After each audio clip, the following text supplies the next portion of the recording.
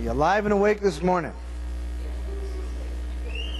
I see Daquan just staring at me blankly. I didn't hear many people respond. Are we alive and awake this morning? Yeah. All right. All right. This morning, we're going to continue our series that we've been talking about heroes. And today I want to talk to you guys about hero of character. Now, I know that a lot of times I get up here, and as preachers do, we tend to get our own little soapboxes that we get up on. And I know one of mine is character and character traits. I really focus on that a lot. And I know you guys hear from me a lot. And I know you guys hear a lot about the negative stuff that I talk about. And I apologize for that, but sometimes we get wrapped up in a loss of character here in America. We really focus on that because we turn on the news and we see what's going on. And we think, you know, if people would just have better moral character, or maybe moral character at all, that wouldn't happen. And we really struggle with that in our society. And I think it's very relevant to who we are today in America. I don't think that we're the same Americans that started this country. We're very different. We live in a different time and in a different place. And their biggest struggle was freedom. And our biggest struggle is trying to redefine what it means to have that good moral character. So I apologize up front if I dwell on that a little too much. But I feel that we have to focus on the character that we see. And a lot of that is what we're going to see in the media. You guys will never hear me pick on politicians because they do a job I don't want to do. You'll never hear me pick on school teachers or schools because they do a job I don't want to do. But news media, I think I could do a better job. Sorry for those in the media, but I think I could do a better job, so I pick on them a lot.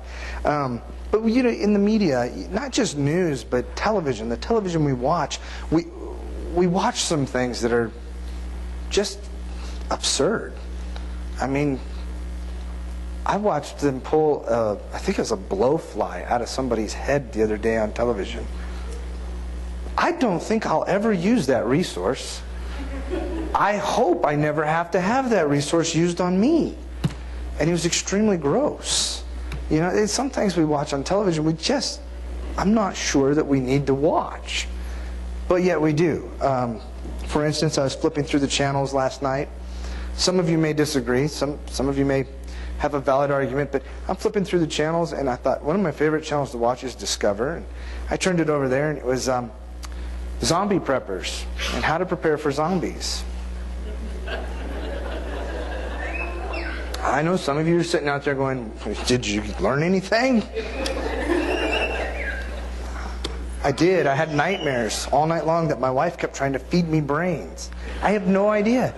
I don't want to watch that stuff because it shapes who we are. So sometimes we get caught up in that. But last night I got to do one thing that surpassed all that. That showed me that character is important to people in this world. That character is important in shaping who we are as individuals. And that producing somebody or helping cultivate somebody or watching somebody just develop good character was extremely important to this group that I got to hang out with last night. I was blessed. I got invited to come over here to the building last night for an Eagle Scout court ceremony. How many of you know what the Eagle Scout court ceremony is? Handful. The Eagle Scout court ceremony, did I say it right? It's Eagle Scout court, right? That's what they kept referring to it as. The Eagle Scout court ceremony is where they honor the young man that has achieved the rank of Eagle Scout. One of the most important things that they said was that he was a person of outstanding character. He had lived a life that was of good moral character. Not only was his scoutmaster testifying to this, but other people were testifying to the fact that he had done this. And that this wasn't just a one-time thing, that it was a daily part of his life. And that's part of the reason you get the award. Part of it is you earn it because you do the little task that they have set before you, getting the certain merit badges. And as they went on to explain, they have a project that they have to do. But his dad was explaining to me afterwards, there is a part of this where they have to actually get letters, several of them, sent to the Boy Scouts office. The parents never see him. The child never sees him. And they have to be written by people that give examples. Not just, I testify that this person is of good moral character. Examples of where this boy showed character and showed good moral character in order to get this award. So it was a real big privilege. I've only ever sat in one other one when I was in Boy Scouts. I watched somebody else get it one time. I wish it had a bigger impact on me when I was younger. I wish I would have achieved this rank and this honor, but I never did. But it was really fun to be there last night. And they asked me to pray and open up the ceremonies in prayer and close the ceremonies in prayer and to stick around and visit. And I had a good time. And I got to thinking, as they were going through their ceremony, I'm remembering all the things that I did in Boy Scouts. And I'm thinking, you know what? These guys are on a battleship. They're on a battleship like us.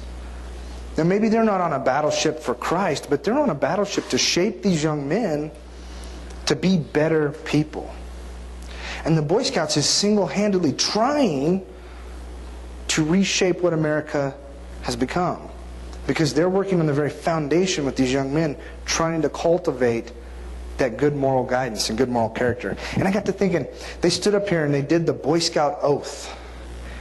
The Boy Scout oath is, on my honor, I will do my best to do my duty to God and my country, and to obey the Scout law, to help other people at all times, to keep myself physically strong, mentally awake, and morally straight. I can't find a single flaw with that. I wish more of us practiced that. I mean, that is a great idea. I mean, it's a great oath. And you're very, very focused on it. And they made the young man stand up here and repeat it from memory. And he did a really, really good job. I thought it was kind of funny. I don't remember what he was, the director of the council or something. He got up here and he was doing part of the ceremony and he was saying something, and the kid was supposed to read it back as he was doing it. And they have this young man standing up here doing it from memory, and this guy's using the papers. And the guy reading the papers messed up. The kid didn't. He did it from memory correctly. They also have, besides their oath, they have the law, the Scout law. The Scout law is, a Scout is trustworthy, loyal, helpful, friendly, courteous, kind, obedient, cheerful, thrifty, brave, clean, and reverent. I thought, I can agree with those. That's what I want my kids to be, especially clean. I can't ever get them to take a bath. Obedient, I'm all about that. But trustworthy, loyal, helpful, friendly, courteous, kind, obedient, cheerful, thrifty, brave, clean, and reverent. You almost think maybe they were looking at the Bible when they wrote these. Maybe they were looking at Jesus when they wrote these. That's what I kept thinking while I was sitting there and I was going, this is really good stuff. This is really good stuff for helping shape these young men. And I didn't realize how much it had shaped me when I was younger. And then finally, they have their Boy Scout slogan. The slogan is, do a good turn daily. Do a good turn daily. Man, I can't argue with that either. If more of us were looking for ways to do good turns every day, how awesome would that be? How awesome would it be if we stepped out of our comfort zone, walked out of our front door, and helped our neighbors rake leaves in the fall, shovel snow in the winter, cut the grass, start the lawnmower. I had to do that. How great would it be to just go over there and help your neighbors take care of things that they have to take care of every day? Just do one good deed every day. Not like that's going to take you a lot of time. How long does it take to walk somebody across the street? Not very long. How long does it take to pay for somebody's Starbucks that's behind you, in the car behind you, as you go through the line? It doesn't take very long. It takes a little bit of money. Hopefully they didn't order for the whole office, you know. Could be in trouble, but how long does it take to do that good turn? Not very long. But last night I got to experience this with the Boy Scouts, and I got to see Brandon Clark. And he was awarded the Eagle Scout. And I heard all these accolades about Brandon. And I mean, his scoutmaster got up and talked about him. As I walked around the room, there was other adults here that were talking about him. There was other scouts talking about him and saying what an example he was to them, how he encouraged them, how he worked with them during times of emergency when somebody got hurt and they had to get them help, how he was there and helped out with that. They talked about all these different things that he had done. And I thought it was really great. His mom wanted to get up and speak, and so they let his mom get up and talk to the audience. And she had some really interesting things to say. Now, I mean, it's a mother talking about her own son. Who's not going to want that opportunity to brag on their son? But she said, you know, Brandon was a very special child from a very young age. He sought to be different than other people. He sought to be different. She said he sought out good in other people and himself all the time. And she tells this one story about how one weekend he'd been out with the troop and they'd been camping all weekend and hiking. And I remember, I'm sitting here, I'm really diving into what she's saying, because I remember you go on these stupid 25-mile backpacking trips carrying 35 pounds of gear, and you have to fix all your own food, and it never comes out right, and it tastes bad, and you're exhausted, and it's hot, and you've been sweaty, and your scoutmasters pushed you, and as a kid you thought, we're not going to make it through this.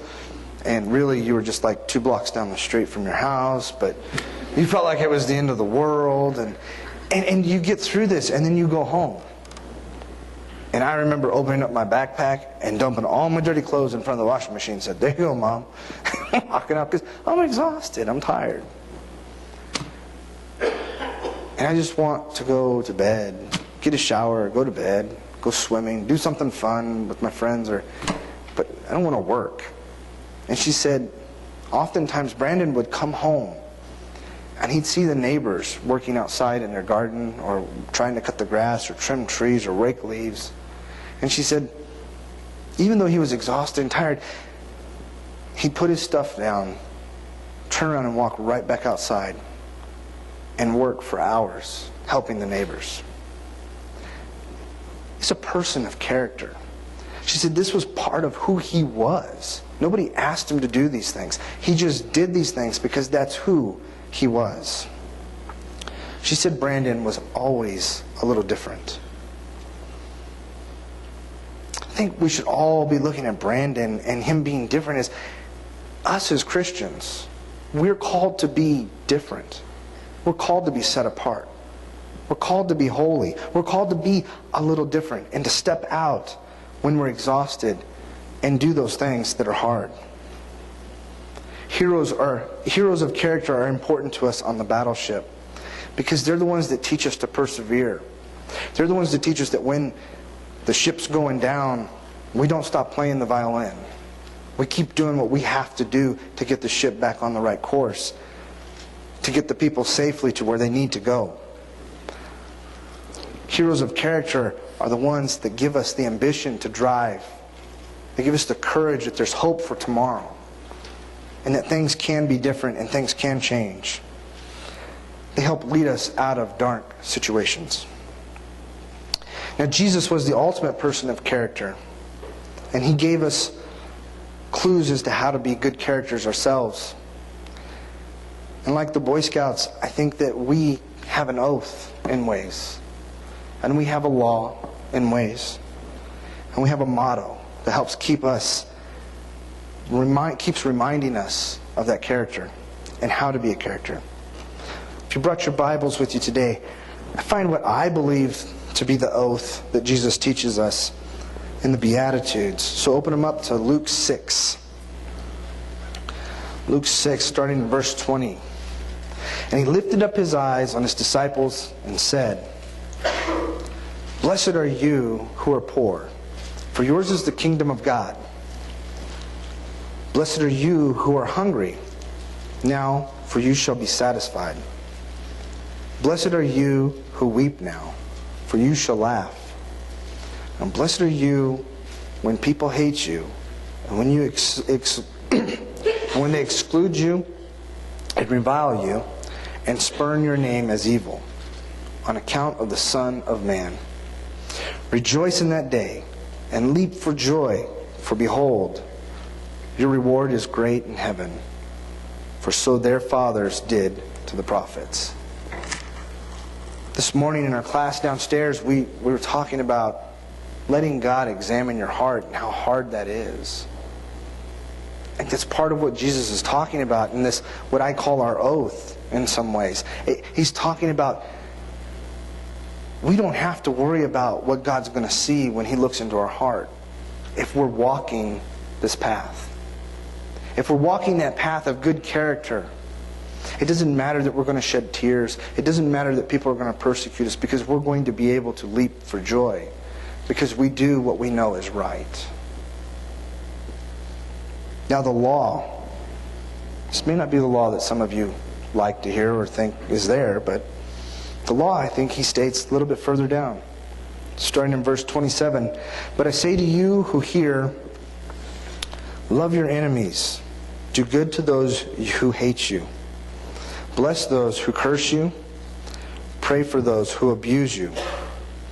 The one who strikes you on the cheek, offer the other also. And from one who takes away your cloak, do not withhold your tunic. Give to everyone who begs from you. And from one who takes away your goods, do not demand them back. And as you wish that others would do to you, do so to them. If you love those who love you, what benefit is that to you? For even sinners love those who love them. And if you do good to those who do good to you, what benefit is that to you? For even sinners do the same. And if you lend to those from whom you expect to receive, what credit is that to you? Even sinners lend to sinners, to get back the same amount. But love your enemies, and do good, and lend, expecting nothing in return, and your reward will be great. And you will be sons of the Most High, for He is kind to the ungrateful and the evil. Be merciful, as your Father has been merciful.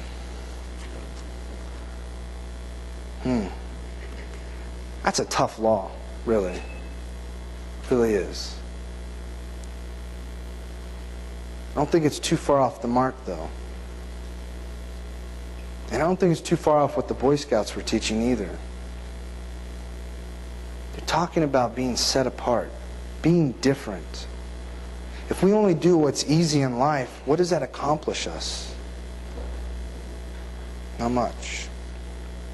It's the hard things that bring us the greatest value in our lives. That law is tough. Now you could go through here and you could go, no, the law is the 10 Commandments, or you can say the law is this, the law is that.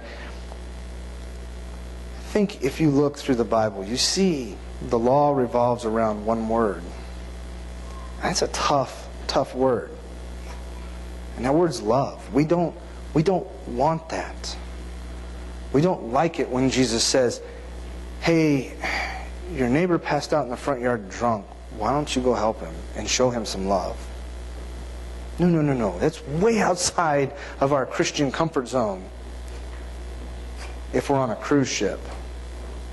It's not so far out the lines if we're on a battleship, is it? Because see, the battleship is always looking for people that might be trying to survive.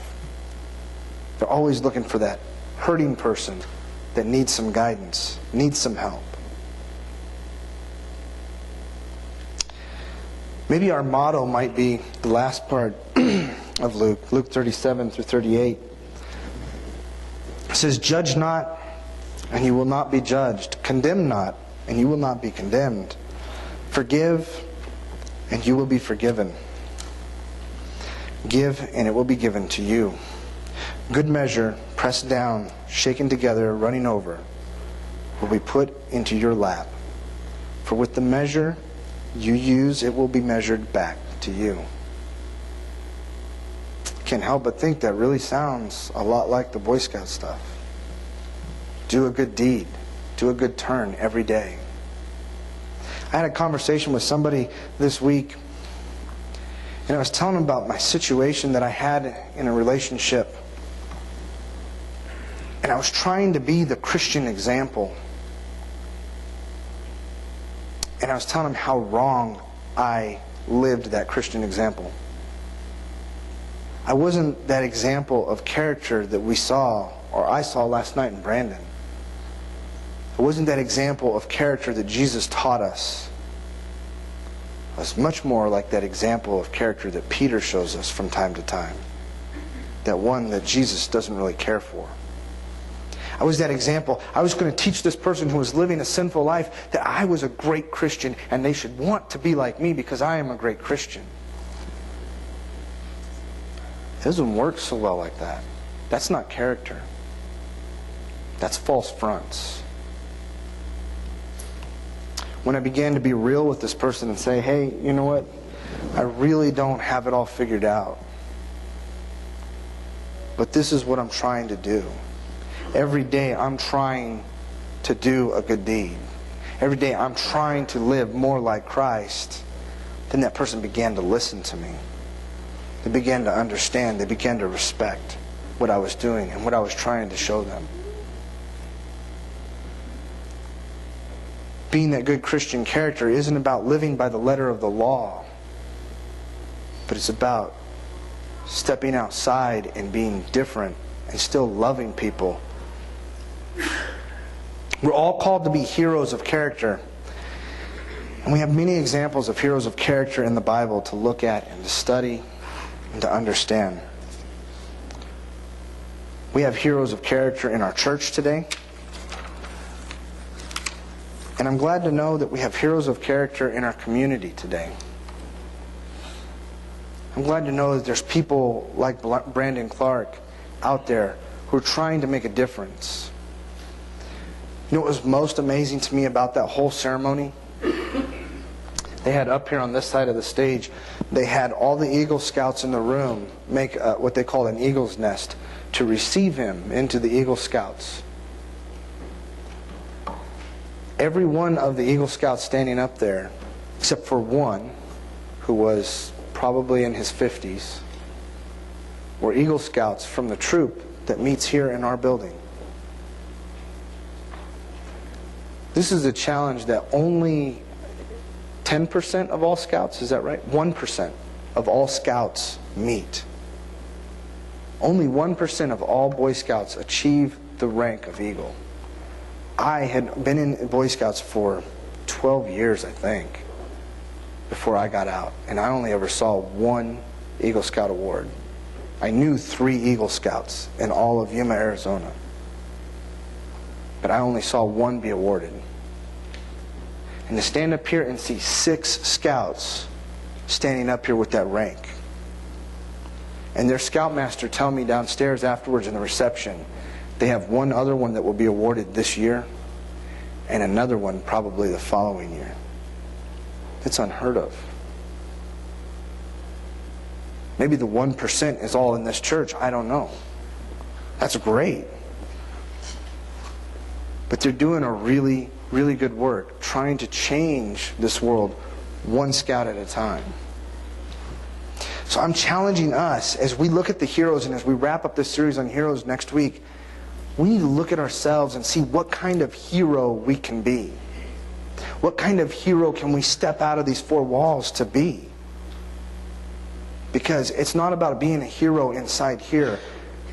There's nothing heroic that happens inside here. That was already done. The heroism that we need, the examples that we need are outside the 4 walls. And we need those stories to come back. When they come back here, that encourages each of us to be a hero for Christ. We need heroes to help us to dig deep in troubled times and to look toward these heroes as examples of what we can be for God.